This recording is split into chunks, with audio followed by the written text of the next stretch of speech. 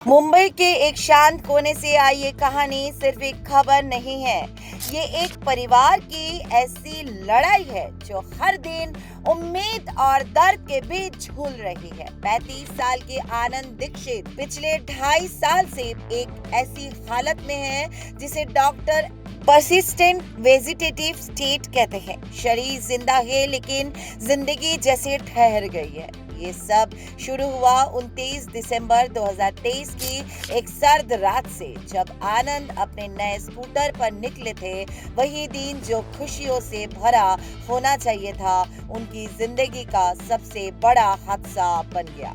उस एक्सीडेंट के बाद से वो कभी होश में नहीं आए। आज हालात ये है कि आनंद मशीनों के सहारे सांस ले रहे हैं। ट्यूब के जरिए उन्हें खाना दिया जा रहा है और पिछले 18 महीनों से उनका केयर टेकर बस एक छोटे से इशारे का इंतजार कर रहा है, एक पलक झपकने का, एक उंगली हिलाने का। लेकिन अब तक सब कुछ खामोश है। लेकिन असली कहानी सिर्फ अस्पताल तक सीमित नहीं है। आनंद के परिवार ने अपने बेटे को जिंदा रखने के लिए अब तक 4 करोड़ रुपए से ज्यादा खर्च कर दिए हैं। जमीन बिक चुकी है, सारी बचत खत्म हो चुकी है और कर्ज का बोझ अलग। उनके पिता कहते हैं कि उन्होंने सब कुछ बेच दिया सिर्फ इस उम्मीद में कि एक दिन उनका बेटा पापा कहकर उन्हें बुलाएगा।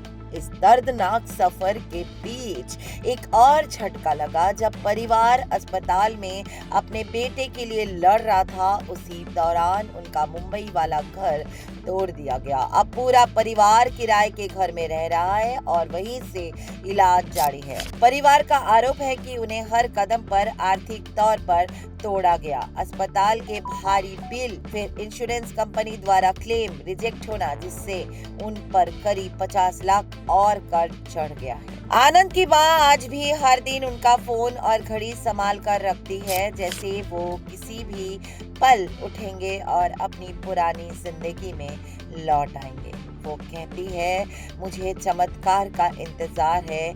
इस कमरे की खामोशी भारी है, लेकिन एक माँ की उम्मीद उससे भी ज्यादा भारी है। ये कहानी सिर्फ एक परिवार की नहीं है, ये उस सिस्टम पर भी सवाल उठाती है जहां लंबे इलाज का मतलब सिर्फ मरीज की नहीं, पूरे परिवार की जिंदगी दांव पर लग जाना होता है। आज सबसे बड़ा सवाल यही है, क्या ऐसे मामलों में सिस्टम को और संवेदनशील बनने की जरूरत है? आप इस कहानी को कैसे देखते हैं? अपनी राय जरूर बताएं।